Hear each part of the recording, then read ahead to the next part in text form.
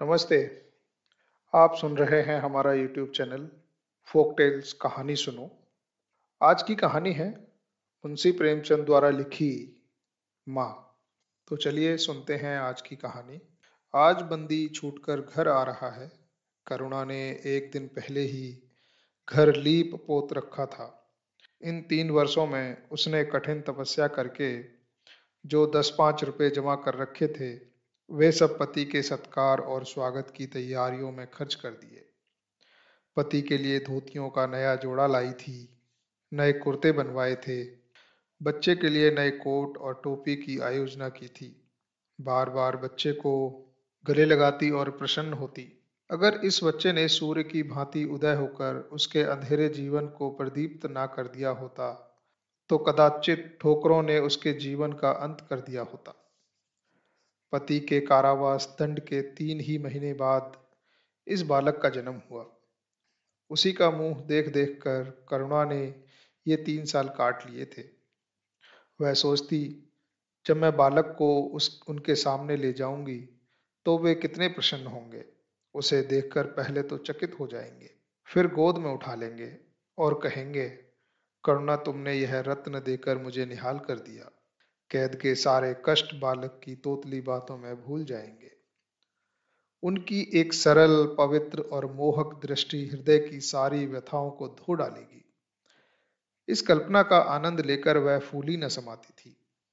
वह सोच रही थी, आदित्य के साथ बहुत से आदमी होंगे। जिस समय वे द्वार पर पहुंचेंगे, जयकार की ध्वनि से आकाश गूंज उठेगा। वह कितना स्वर्गिक दृश्य होगा। उन आदमियों के बैठने के लिए करुणा ने एक फटा सा टाट बिछा दिया था। कुछ पान बना दिए थे और बार बार आशामय नेत्रों से द्वार की ओर ताकती थी। पति की वह सुदृढ़, उदार, तेजपूर्ण मुद्रा बार बार आंखों में फिर जाती थी। उनकी वे बातें बार बार याद आती थीं, जो चलते समय उनके मुख से निकलती थी। उनका वह धैर्य, वह आत्मबल जो पुलिस के प्रहारों के सामने भी अटल रहा था। वह मुस्कुराहट जो उस समय भी उनके अधरों पर खेल रही थी। वह आत्माभिमान जो उस समय भी उनके मुख पर टपक रहा था।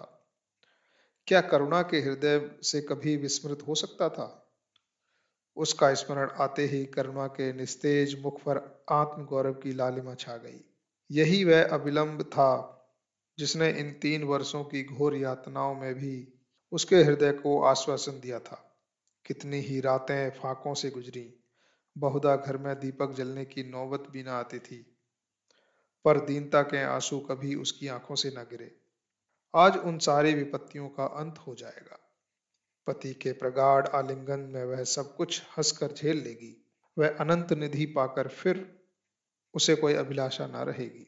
गगन पथ का चिरगामी लपका हुआ विश्राम की ओर चला जाता था, जहां संध्या ने सुनहरा फर्श सजाया था और उज्जवल पुष्पों की सेज बिछा रखी थी। उसी समय करुणा को एक आदमी लाठी टेकता आता दिखाई दिया, मानो किसी जीर्ण मनुष्य की वेदना ध्वनि हो। पग पग पर रुककर खांसने लगता था। उसका सिर झुका हुआ था। करुणा उसका चेहरा न देख सकती थी, लेकिन चाल ढाल से कोई बूढ़ा आदमी मालूम होता था। पर एक क्षण में जब वह समीप आ गया, तो करुणा पहचान गई। वह उसका प्यारा पति ही था, किंतु शोक, उसकी सूरत कितनी बदल गई थी। वह जवानी, वह तेज, वह चपलता, वह सुगठन सब प्रस्थान कर चुके थे। केवल हड्डियों का एक ढांचा रह गया था। ना कोई संगी, ना साथी, न यार, न दोस्त। करुणा उसे पहचानते ही बाहर निकल आई, पर आलिंगन की कामना हृदय में दबकर रह गई। सारे मंसूबे धूल में मिल गए। सारा मनोल्लास आंसुओं के प्रवाह में बह गया, विलीन हो गया। आदित्य ने घर में कदम रखते ही मुस्कुराकर करुणा को देखा, पर उसका मुस्कान में वेदना का एक संसार भरा हुआ था। करुणा ऐसी शिथिल हो गई मानो हृदय का स्पंदन रुक गया हो।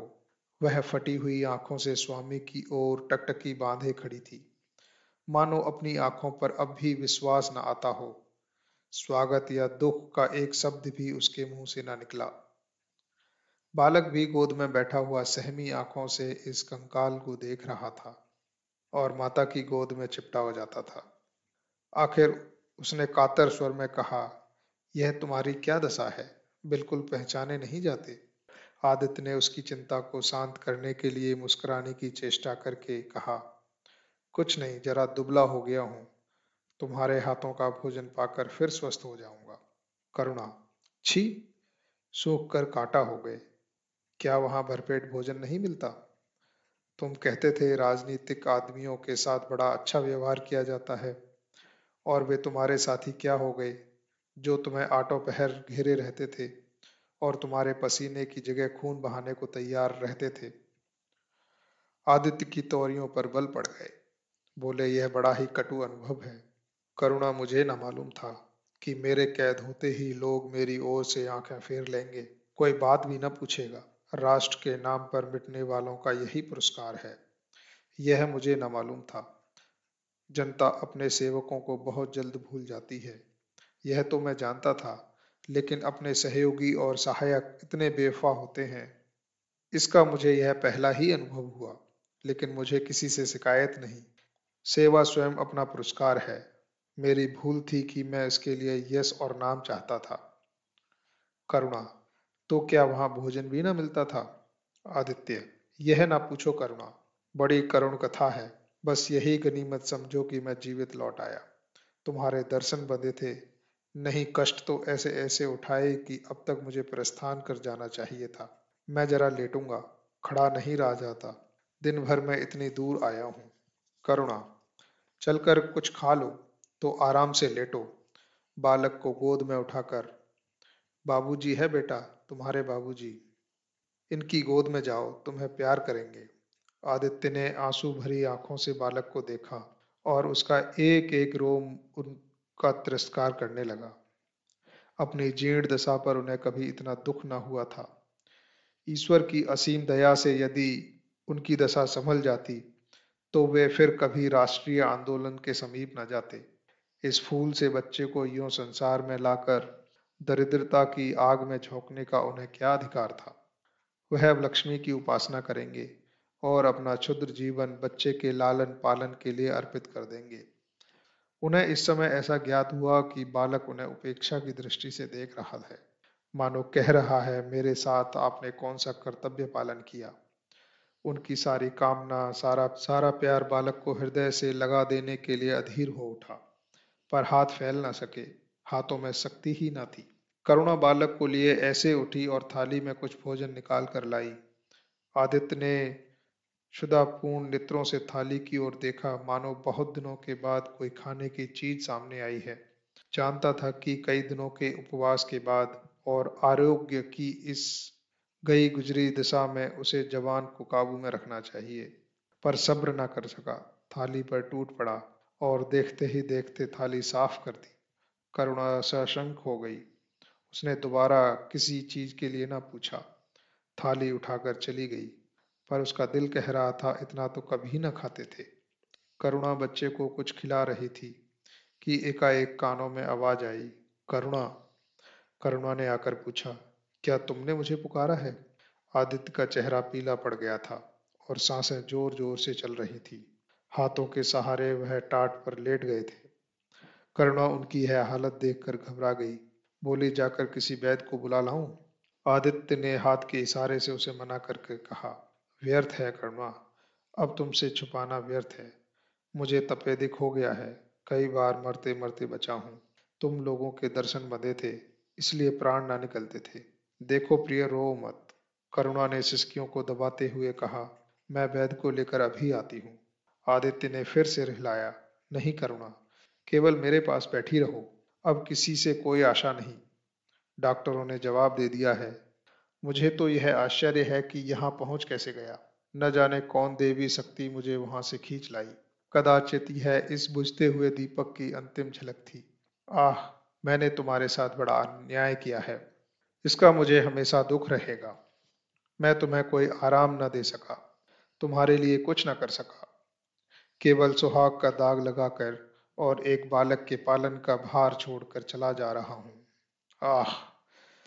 करुणा ने हृदय को दृढ़ करके कहा, तुम्हें कहीं दर्द तो नहीं है? आग बना लाऊं? कुछ बताते क्यों नहीं?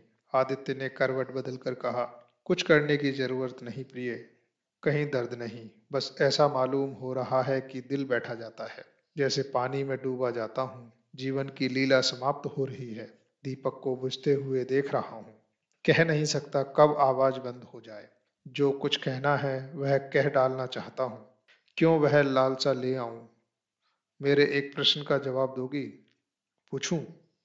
करुणा के मन की सारी दुर्बलता, सारा शोक, सारी वेदना मानो लुप्त हो गई और उनकी जगह उस आत्मबल का उदय हुआ जो मृत्यु पर हंसता है और विपत्ति के सांपों से खेलता है। रत्न जड़ित मखमली म्यान में जैसे तेज तलवार छिपी रहती है, जल के कोमल प्रवाह में जैसे असीम शक्ति छिपी रहती है, वैसे ही रमणी का कोमल हृदय साहस और धैर्य को अपनी गोद में छिपाए रहता है। क्रोध जैसे तलवार को बाहर खींच लेता है, विज्ञान जैसे जल शक्ति का उद्घाटन कर लेता है, वैसे ही प्रेम रमणी के साहस और धैर्य को प्रदीप्त कर देता है। करुणा ने पति के सिर पर हाथ रखते हुए कहा, पूछते क्यों नहीं प्यारे? आदित्य ने करुणा के हाथों के कोमल स्पर्श का अनुभव करते हुए कहा, तुम्हारे विचार में मेरा जीवन कैसा था? बधाई के योग्य। देखो, तुमने मुझसे कभी पर्दा नहीं रखा। इस समय भी स्पष्ट कहना, तुम्हारे विचार में मुझे अपने जीवन पर हंसना चाहिए या रोना चाहिए?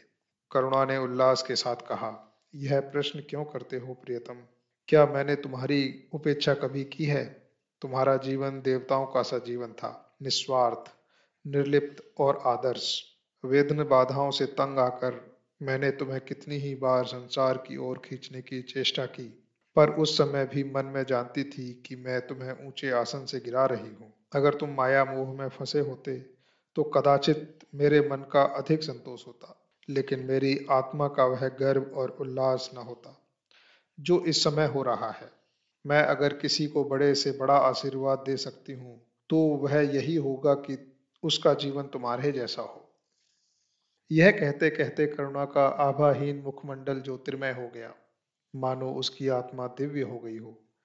आदित्य ने सवर्ग नेत्रों से करुणा को देखकर कहा, बस अब मुझे संतोष हो गया। करुणा, इस बच्चे की ओर से मुझे कोई शंका नहीं है। मैं उसे इससे अधिक कुशल हाथों में नहीं छोड़ सकता। मुझे विश्वास है कि जीवन भर यह ऊंचा और पवित्र आदर्श सदैव तुम्हारे सामने रहेगा। अब मैं मरने को तैयार हूँ। 7 वर्ष बीत गए। बालक प्रकाश अब 10 साल का रूपवान, बलिष्ठ, प्रसन्न मुख कुमार था। बल का तेज, साहसी और मनस्वी। भय तो उसे छू भी नहीं सकता था। करुणा का संतप्त हृदय उसे देखकर शीतल हो जाता। संसार करुणा को अभागिनी और दीन समझे, वह कभी भाग्य का रोना नहीं रोती। उसने उन आभूषणों को बेच डाला जो पति के जीवन में उसे प्राणों से प्रिय थे, और उस धन से कुछ गायें और भैंसें मोल ले ली। वह कृषक की बेटी थी और गौपालन उसके लिए कोई नया व्यवसाय न था। इसी को उसने अपनी जीविका का साधन बनाया। विशुद्ध दूध कहाँ मयस्सर होता है, सब दूध हाथों हाथ बिक जाता। करुणा को पहर रात से पहर रात तक काम में लगा रहना पड़ता, पर वह प्रसन्न थी। उसके मुख पर निराशा या दीनता की छाया नहीं, संकल्प और साहस का तेज है। उसके एक एक अंग से आत्मगौरव की ज्योति सी निकल रही है। आंखों में एक दिव्य प्रकाश है, गंभीर, अथाह और असीम।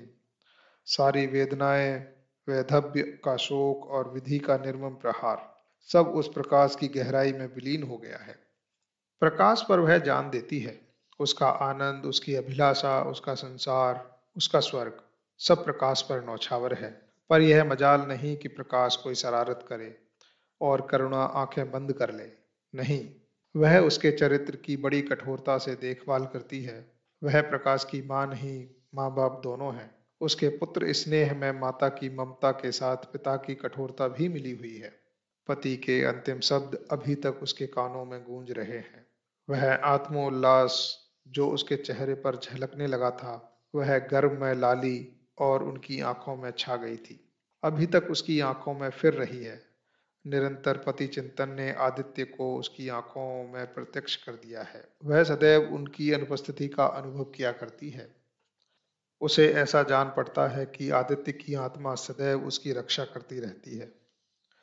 उसकी यही हार्दिक अभिलाषा है कि प्रकाश जवान होकर पिता का पथगामी हो। संध्या हो गई थी। एक भिखारिन द्वार पर आकर भीख मांगने लगी। करुणा उस समय गऊओं को पानी पिला रही थी। प्रकाश बाहर खेल रहा था। बालक ही तो ठहरा। शरारत सूझी। घर में गया और कटोरे में थोड़ा सा भूसा लेकर बाहर निकला। भिखारिन ने अपनी झोली फैला दी। प्रकाश ने भूसा उसकी झोली में डाल दिया और जोर जोर से तालियां बजाता हुआ भागा। भिखारिन ने अग्निमय नेत्रों से देखकर कहा, वाह रे लाडले, मुझसे हंसी करने चला है। यही माँ बाप ने सिखाया है। तब तो खूब कुल का नाम कमाओगे। करुणा उसकी बोली सुनकर बाहर निकल आई और पूछी, क्या है माता, किसे कह रही हो? भिखारिन ने प्रकाश की तरफ इशारा करके कहा, वह तुम्हारा लड़का है ना? देखो, कटोरे में भूसा भरकर मेरी झोली में डाल गया। चुटकी भर आटा था, वह भी मिट्टी में मिल गया। कोई इस तरह दुखियों को सताता है? सबके दिन एक से नहीं रहते। आदमी को घमंड न करना चाहिए। करुणा ने कठोर स्वर में पुकारा, प्रकाश। प्रकाश लज्जित ना हुआ। अभिमान से सर उठाए हुए आया और बोला, वह हमारे घर भीख क्यों मांगने आई है? कुछ काम क्यों नहीं करती? करुणा ने उसे समझाने की चेष्टा करके कहा, शर्म नहीं आती? उल्टे और आंखें दिखाते हो। प्रकाश, शर्म क्यों आए? यह क्यों रोज भीख मांगने आती है? हमारे यहाँ क्या कोई चीज मुफ्त आती है? करुणा, तुम्हें कुछ न देना था तो सीधे कह देते। जाओ, तुमने यह शरारत क्यों की? प्रकाश, उनकी आदत कैसे छूटती? करुणा ने बिगड़कर कहा, तुम अब पिटोगे मेरे हाथों। प्रकाश, पिटूंगा क्यों? आप जबरदस्ती पीटेंगी। दूसरे मुल्कों में अगर कोई भीख मांगे तो कैद कर लिया जाए, यह नहीं कि उल्टे भिखमंगों को और सह दी जाए। करुणा, जो अपंग है वह कैसे काम करे? प्रकाश, तो जाकर डूब मरे, जिंदा क्यों रहती है? करुणा निरुत्तर हो गई। बुढ़िया को तो उसने दाल आटा देकर विदा किया, किंतु प्रकाश का कुतर्क उसके हृदय में फोड़े के समान टीसता रहा। उसने यह दुष्टता, यह अभिनय कहाँ सीखी? रात को भी बार बार यही ख्याल सताता रहा। आधी रात के समीप एकाएक प्रकाश की नींद टूटी। लालटेन जल रही है और करुणा बैठी रो रही है। वह उठ बैठा और बोला, अम्मा तुम अभी सोई नहीं? करुणा ने मुंह फेर कर कहा, नींद नहीं आई। तुम कैसे जग गए? प्यास तो नहीं लगी है? प्रकाश, नहीं अम्मा, ना जाने क्यों आंख खुल गई। मुझसे आज बड़ा अपराध हुआ अम्मा। करुणा ने उसके मुख की ओर स्नेह के नेत्रों से देखा। प्रकाश, मैंने आज बुढ़िया के साथ बड़ी नटखट की, मुझे क्षमा करो। फिर कभी ऐसी शरारत न करूंगा। यह कहकर वह रोने लगा। करुणा ने स्नेहार्द होकर उसे गले लगा लिया और उसके कपोलों का चुम्बन करके बोली, बेटा, मुझे खुश करने के लिए यह कह रहे हो या तुम्हारे मन में सचमुच पछतावा हो रहा है? प्रकाश ने सिसकते हुए कहा, नहीं अम्मा, मुझे दिल से अफसोस हो रहा है। अब की वह बुढ़िया आएगी तो मैं उसे बहुत से पैसे दूंगा। करुणा का हृदय मतवाला हो गया। ऐसा जान पड़ा आदित्य सामने खड़े बच्चे को आशीर्वाद दे रहे हैं और कह रहे हैं, करुणा, क्षोभ मत कर। प्रकाश अपने पिता का नाम रोशन करेगा। तेरी संपूर्ण कामनाएं पूरी हो जाएंगी। लेकिन प्रकाश के कर्म और वचन में मेल न था। वह दिनों के साथ उसके चरित्र का अंग प्रत्यक्ष होता जाता था। जहीन था ही। विश्वविद्यालय से उसे वजीफे मिलते थे। करुणा भी उसकी यथेष्ट सहायता करती थी। फिर भी उसका खर्च पूरा न पड़ता था। वह मितव्ययिता और सरल जीवन पर विद्वता से भरे हुए व्याख्यान दे सकता था, पर उसका रहन सहन फैशन के अंधभक्तों से जौ भर घटकर न था। प्रदर्शन की धुन उस पर हमेशा सवार रहती। उसके मन और बुद्धि में निरंतर द्वंद्व रहता था। मन जाति की ओर था, बुद्धि अपनी ओर। बुद्धि मन को दबाए रहती थी। उसके सामने मन की एक न चलती थी। जाति सेवा ऊसर की खेती है, जहाँ बड़े से बड़ा उपहार जो मिल सकता है वह है गौरव और यश। पर वह भी स्थायी नहीं, इतना अस्थिर कि क्षण भर में जीवन की कमाई पर पानी फिर सकता है। अतएव उसका अंतःकरण अनिवार्य वेग के साथ विलास में जीवन की ओर झुकता था। यहाँ तक कि धीरे धीरे उसे त्याग और निग्रह से घृणा होने लगी। वह दुर्वस्था और दरिद्रता को हेय समझता था। उसके हृदय न था, भाव न थे, केवल मस्तिष्क था। मस्तिष्क में दर्द कहाँ? वहां तो तर्क है, मंसूबे हैं। सिंध में बाढ़ आई। हजारों आदमी तबाह हो गए। विद्यालय ने वहां एक सेवा समिति भेजी। प्रकाश के मन में द्वंद्व होने लगा, जाऊं या ना जाऊं। इतने दिनों अगर वह परीक्षा की तैयारी करे तो प्रथम श्रेणी से पास हो। चलते समय उसने बीमारी का बहाना कर दिया। करुणा ने लिखा, तुम सिंध ना गए, इसका मुझे दुख है। तुम बीमार रहते हुए भी वहां जा सकते थे। समिति में चिकित्सक भी तो थे। प्रकाश ने पत्र का उत्तर न दिया। उड़ीसा में अकाल पड़ा। प्रजा मक्खियों की तरह मरने लगी। कांग्रेस ने पीड़ितों के लिए एक मिशन तैयार किया। उन्हीं दिनों विद्यालय के इतिहास के छात्रों को ऐतिहासिक खोज के लिए लंका भेजने का निश्चय किया। करुणा ने प्रकाश को लिखा, तुम उड़ीसा जाओ। किंतु प्रकाश लंका जाने को लालायित था। वह कई दिन इसी दुविधा में रहा। अंत में सीलोन ने उड़ीसा पर विजय पाई। करुणा ने अब की बार उसे कुछ न लिखा, चुपचाप रोती रही। सीलोन से लौटकर प्रकाश छुट्टियों में घर आया। करुणा उससे खिंची खिंची रही। प्रकाश मन में लज्जित हुआ और संकल्प किया कि अब की बार कोई अवसर आया तो अम्मा को अवश्य प्रसन्न करूंगा। यह निश्चय करके वह विद्यालय लौटा। लेकिन यहाँ आते ही फिर परीक्षा की फिक्र सवार हो गई। यहाँ तक कि परीक्षा के दिन आ गए, मगर इम्तिहान से फुर्सत पाकर भी प्रकाश घर न गया। विद्यालय के एक अध्यापक कश्मीर सैर करने जा रहे थे। प्रकाश उन्हीं के साथ कश्मीर चल खड़ा हुआ। जब परीक्षा फल निकला तो प्रकाश प्रथम आया। तब उसे घर की याद आई। उसने तुरंत करुणा को पत्र लिखा और अपने आने की सूचना दी। माता को प्रसन्न करने के लिए उसने दो चार शब्द जाति सेवा के विषय में भी लिखे। अब मैं आपकी आज्ञा का पालन करने को तैयार हूँ। मैंने शिक्षा संबंधी कार्य करने का निश्चय किया है। इसी विचार से मैंने वह विशिष्ट स्थान प्राप्त किया है। हमारे नेता भी तो विद्यालयों के आचार्यों ही का सम्मान करते हैं। अभी तक इन उपाधियों के मोह से वे मुक्त नहीं हुए हैं।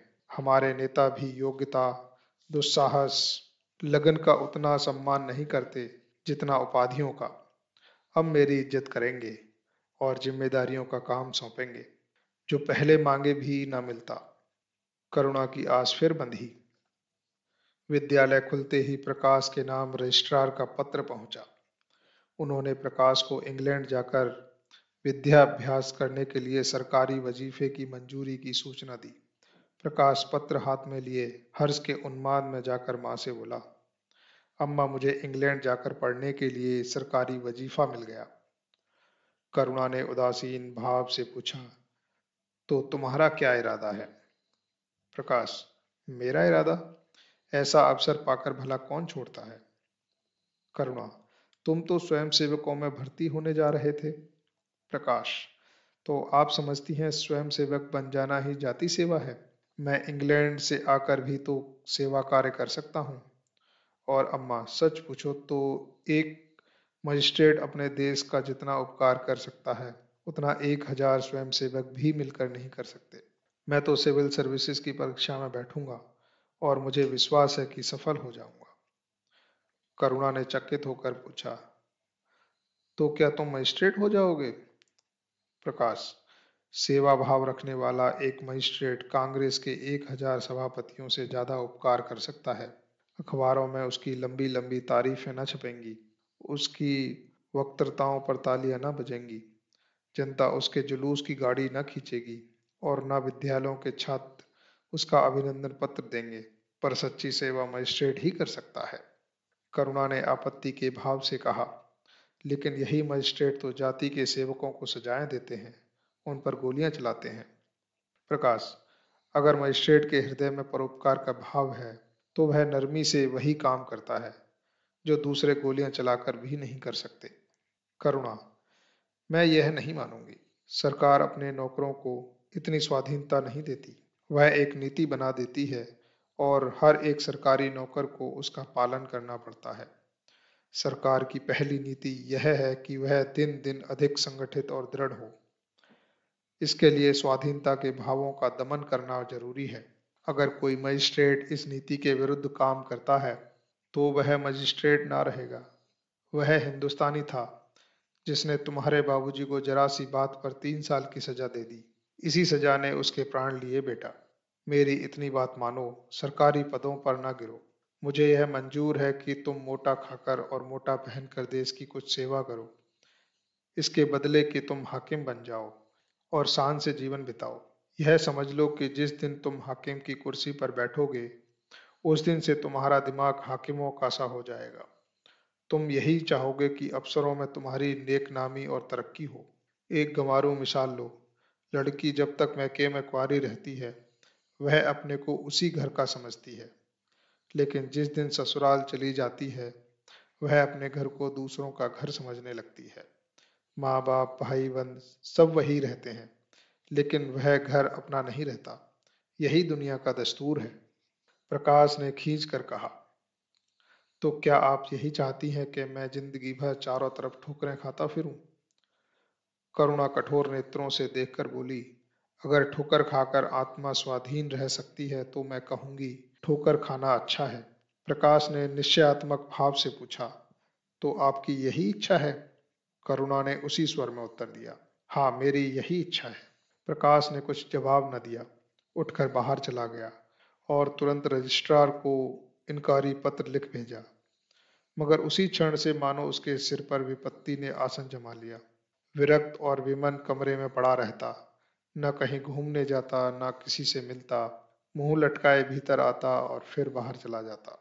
यहाँ तक महीना गुजर गया, न चेहरे पर वह लाली रही, न ओज। आंखें अनाथों के मुख की भांति याचना से भरी हुई, होंठ हंसना भूल गए, मानो उस इनकारी पत्र के साथ उसकी सारी सजीवता, चपलता और सारी सरलता विदा हो गई। करुणा उसके मनोभाव समझती थी और उसके शोक को भुलाने की चेष्टा करती, पर रूठे देवता प्रसन्न न होते। आखिर एक दिन उसने प्रकाश से कहा, बेटा, अगर तुम्हें विलायत जाने की ठान ही ली है तो चले जाओ, मना न करूंगी। मुझे खेद है कि मैंने तुम्हें रोका। अगर मैं जानती कि तुम्हें इतना आघात पहुंचेगा तो कभी न रोकती। मैंने तो केवल इस विचार से रोका था कि तुम जाति सेवा में मग्न देखकर तुम्हारे बाबूजी की आत्मा प्रसन्न होगी। उन्होंने चलते समय यही वसीयत की थी। प्रकाश ने रुखाई से जवाब दिया, अब क्या जाऊंगा, इनकारी खत लिख चुका। मेरे लिए कोई अब तक बैठा थोड़े ही होगा, कोई दूसरा लड़का चुन लिया होगा। और फिर करना ही क्या है? अब आपकी मर्जी है कि गांव गांव की खाक छानता फिरूं, तो वही सही। करुणा का गर्व चूर चूर हो गया। इस अनुमति से उसने बाधा का काम लेना चाहा था, पर सफल ना हुई।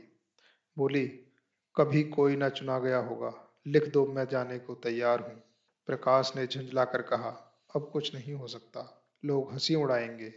मैंने तय कर लिया है कि जीवन को आपकी इच्छा के अनुकूल बनाऊंगा। करुणा, तुमने अगर शुद्ध मन से यह इरादा किया होता तो यूं ना रहते। तुम मुझसे सत्याग्रह कर रहे हो। अगर मन को दबाकर मुझे अपनी राह का कांटा समझकर तुमने मेरी इच्छा पूरी भी की तो क्या? मैं तो जब जानती कि तुम्हारे मन में आप सेवा का भाव उत्पन्न होता। तुम आज ही रजिस्ट्रार साहब को पत्र लिख दो। प्रकाश, मैं अब नहीं लिख सकता। तो इसी शोक में तने बैठे रहोगे? लाचारी है। करुणा ने और कुछ न कहा। जरा देर में प्रकाश ने देखा कि वह कहीं जा रही है, मगर वह कुछ बोला नहीं। करुणा के लिए बाहर आना जाना कोई असाधारण बात न थी, लेकिन जब संध्या हो गई और करुणा ना आई, तो प्रकाश को चिंता होने लगी। अम्मा कहाँ गई? यह प्रश्न बार बार उसके मन में उठने लगा। प्रकाश सारी रात द्वार पर बैठा रहा। भांति भांति की शंकाएं मन में उठने लगी। उसे अब याद आया, चलते समय करुणा कितनी उदास थी, उसकी आंखें कितनी लाल थीं। ये बातें प्रकाश को उस समय क्यों न नजर आईं? वह क्यों स्वार्थ में अंधा हो गया था? हाँ, अब प्रकाश को याद आया, माता ने साफ सुथरे कपड़े पहने थे, उनके हाथ में छतरी भी थी। तो क्या वह कहीं बहुत दूर गई हैं? किससे पूछें? अनिष्ट के भय से प्रकाश रोने लगा। श्रावण की अंधेरी भयानक रात थी। आकाश में श्याम मेघ मालाएं भीषण स्वप्न की भांति छाई हुई थी। प्रकाश रह रहकर आकाश की ओर देखता, मानो करुणा उन्हीं मेघ मालाओं में छिपी बैठी हो। उसने निश्चय किया, सवेरा होते ही माँ को खोजने चलूंगा। और अगर किसी ने द्वार खटखटाया, प्रकाश ने दौड़कर खोला तो देखा करुणा खड़ी है। उसका मुखमंडल इतना खोया हुआ, इतना करुण था, जैसे आज ही उसका सुहाग उठ गया हो, जैसे संसार में अब उसके लिए कुछ नहीं रहा। जैसे वह नदी के किनारे खड़ी अपनी लदी हुई नाव को डूबते हुए देख रही हो और कुछ कर नहीं सकती। प्रकाश ने अधीर होकर पूछा, अम्मा कहाँ चली गई थी? बहुत देर लगाई। करुणा ने भूमि की ओर ताकते हुए जवाब दिया, एक काम से गई थी, देर हो गई। यह कहते हुए उसने प्रकाश के सामने एक बंद लिफाफा फेंक दिया। प्रकाश ने उत्सुक होकर लिफाफा उठा लिया। ऊपर ही विद्यालय की मोहर थी। तुरंत ही लिफाफा खोलकर पड़ा। हल्की सी लालिमा उसके चेहरे पर दौड़ गई। पूछा, यह तुम्हें कहाँ मिल गया अम्मा? करुणा, तुम्हारे रजिस्ट्रार के पास से लाई हूँ। क्या तुम वहां चली गई थी? और क्या करती, कल तो गाड़ी का समय न था, मोटर ले ली थी। प्रकाश एक क्षण तक मौन खड़ा रहा, फिर कुंठित स्वर में बोला, जब तुम्हारी इच्छा नहीं है तो मुझे क्यों भेज रही हो? करुणा ने विरक्त भाव से कहा, इसलिए कि तुम्हारी जाने की इच्छा है। तुम्हारा यह मलिन वेश नहीं देखा जाता। अपने जीवन के 20 वर्ष तुम्हारी हित कामना पर अर्पित कर दिए। अब तुम्हारी महत्वाकांक्षा की हत्या नहीं कर सकती। तुम्हारी यात्रा सफल हो, यही हमारी हार्दिक अभिलाषा है। करुणा का कंठ रुंध गया और कुछ न कह सकी। प्रकाश उसी दिन से यात्रा की तैयारियां करने लगा। करुणा के पास जो कुछ था वह सब खर्च हो गया। कुछ ऋण भी लेना पड़ा। नए सूट बने, सूटकेस लिए गए। प्रकाश अपनी धुन में मस्त था। कभी किसी चीज की फरमाइश लेकर आता तो कभी किसी चीज की। करुणा इस एक सप्ताह में इतनी दुर्बल हो गई है। उसके बालों पर कितनी सफेदी आ गई है, चेहरे पर कितनी झुर्रियां पड़ गई हैं, यह उसे कुछ नजर न आता। उसकी आंखों में इंग्लैंड के दृश्य समाये हुए थे। महत्वाकांक्षा आंखों पर पर्दा डाल देती है। प्रस्थान का दिन आया। आज कई दिनों के बाद धूप निकली थी। करुणा स्वामी के पुराने कपड़ों को बाहर निकाल रही थी। उनकी गाढ़े की चादरें, खद्दर के कुर्ते, पजामे और लिहाफ अभी तक संदूक में संचित थे। प्रतिवर्ष वे धूप में सुखाए जाते और झाड़ पोंछ कर रख दिए जाते थे। करुणा ने आज फिर उन कपड़ों को निकाला, मगर सुखाकर रखने के लिए नहीं, गरीबों में बांट देने के लिए। वह आज पति से नाराज है। वह लुटिया, डोर और घड़ी, जो आदित्य की चिर संगिनी थी और जिनकी 20 वर्ष से करुणा ने उपासना की थी, आज निकाल कर आंगन में फेंक दी गई। वह झोली जो बरसों आदित्य के कंधों पर आरूढ़ रह चुकी थी, आज कूड़े में डाल दी गई। वह चित्र जिसके सामने 20 वर्ष से करुणा सिर झुकाती थी, आज वही निर्दयता से भूमि पर डाल दिया गया। पति का कोई स्मृति चिन्ह वह अब अपने घर में नहीं रखना चाहती। उसका अंतःकरण शोक और निराशा से विदीर्ण हो गया है और पति के सिवा वह किस पर क्रोध उतारे? कौन उसका अपना है? वह किससे अपनी व्यथा कहे, किसे छाती चीर कर दिखाए? वे होते तो क्या प्रकाश दास्ता की जंजीर गले में डालकर फूला न समाता? उसे कौन समझाए कि आदित्य भी इस अवसर पर पछतावे के सिवा और कुछ न कर सकते थे। प्रकाश के मित्रों ने आज उसे विदाई का भोज दिया था। वहां से वह संध्या समय कई मित्रों के साथ मोटर पर लौटा। सफर का सामान मोटर पर रख दिया गया। तब वह अंदर आकर माँ से बोला, अम्मा, जाता हूँ, बम्बई पहुंचकर पत्र लिखूंगा। तुम्हें मेरी कसम, रोना मत और मेरे खतों का जवाब बराबर देना। जैसे किसी लाश को बाहर निकालते समय संबंधियों का धैर्य टूट जाता है, रुके हुए आंसू निकल पड़ते हैं और शोक की तरंगें उठने लगती हैं, वही दशा करुणा की हुई। कलेजे में एक हाहाकार हुआ जिसने उसकी दुर्बल आत्मा के एक एक अणु को कपा दिया। मालूम हुआ पांव पानी में फिसल गया है और वह लहरों में बही जा रही है। उसके मुख से शोक या आशीर्वाद का एक शब्द भी ना निकला। प्रकाश ने उसके चरण छुए, अश्रु जल से माता के चरणों को पखारा और फिर बाहर चला। करुणा पाषाण मूर्ति की भांति खड़ी थी। सहसा ग्वाले ने आकर कहा, बहूजी भैया चले गए, बहुत रोते थे। तब करुणा की समाधि टूटी। देखा सामने कोई नहीं है। घर में मृत्यु का सा सन्नाटा छाया हुआ है और मानो हृदय की गति बंद हो गई है। सहसा करुणा की दृष्टि ऊपर उठ गई। उसने देखा कि आदित्य अपनी गोद में प्रकाश की निर्जीव देह लिए खड़े रो रहे हैं। करुणा पछाड़ खाकर गिर पड़ी। करुणा जीवित थी, पर संसार से उसका कोई नाता ना था। उसका छोटा सा संसार जिसे उसने अपनी कल्पनाओं के हृदय में रचा था, स्वप्न की भांति अनंत में विलीन हो गया था। जिस प्रकाश को सामने देखकर वह जीवन की अंधेरी रात में भी हृदय में आशाओं की संपत्ति लिए जी रही थी, वह बुझ गया और संपत्ति लुट गई। अब ना कोई आश्रय था और ना उसकी जरूरत। जिन गऊओं को वह दोनों वक्त अपने हाथों से दाना चारा देती और सहलाती थी, वे अब खूंटे पर बंधी निराश नेत्रों से द्वार की ओर ताकती रहती थी। बछड़ों को गले लगाकर पुचकारने वाला अब कोई न था। जिसके लिए दूध दुहे, मट्ठा निकाले, खाने वाला कौन था? करुणा ने अपने छोटे से संसार को अपने ही अंदर समेट लिया था। किंतु एक ही सप्ताह में करुणा के जीवन ने फिर रंग बदला। उसका छोटा सा संसार फैलते फैलते विश्वव्यापी हो गया। जिस लंगर ने नौका को तट से एक केंद्र से बांध रखा था, वह उखड़ गया। अब नौका सागर के अशेष विस्तार में भ्रमण करेगी, चाहे वह उद्दाम तरंगों के वक्ष में ही क्यों न विलीन हो जाए। करुणा द्वार पर आ बैठती और मोहल्ले भर के लड़कों को जमा करके दूध पिलाती। दोपहर तक मक्खन निकालती और वह मक्खन मोहल्ले के लड़के खाते। फिर भांति भांति के पकवान बनाती और कुत्तों को खिलाती। अब यही उसका नित्य का नियम हो गया। चिड़िया, कुत्ते, बिल्लियां, चींटे, चींटियां सब अपने हो गए।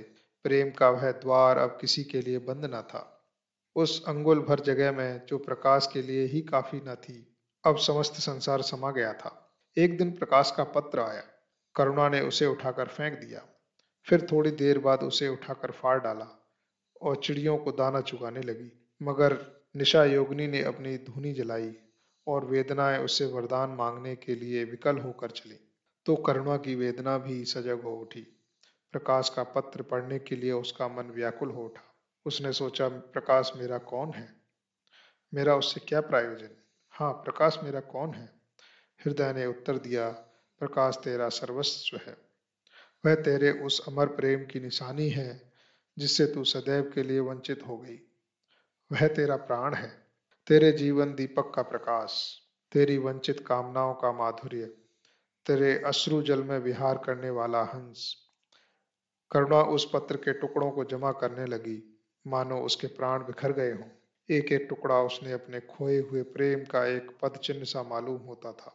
जब सारे पुर्जे जमा हो गए तो करुणा दीपक के सामने बैठकर उसे जोड़ने लगी, जैसे कोई वियोगी हृदय प्रेम के टूटे हुए तारों को जोड़ रहा हो। हाय री ममता! वह अभागिन सारी रात उन पुर्जों को जोड़ने में लगी रही।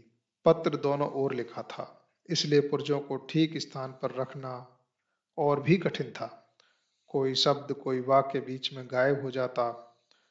उस एक टुकड़े को फिर खोजने लगती। सारी रात बीत गई, पर पत्र अभी तक अपूर्ण था। दिन चढ़ाया, मोहल्ले के लौंडे मक्खन और दूध की चाह में एकत्रित हुए। कुत्तों और बिल्लियों का आगमन हुआ। चिड़ियां आ आकर आंगन में फुदकने लगी।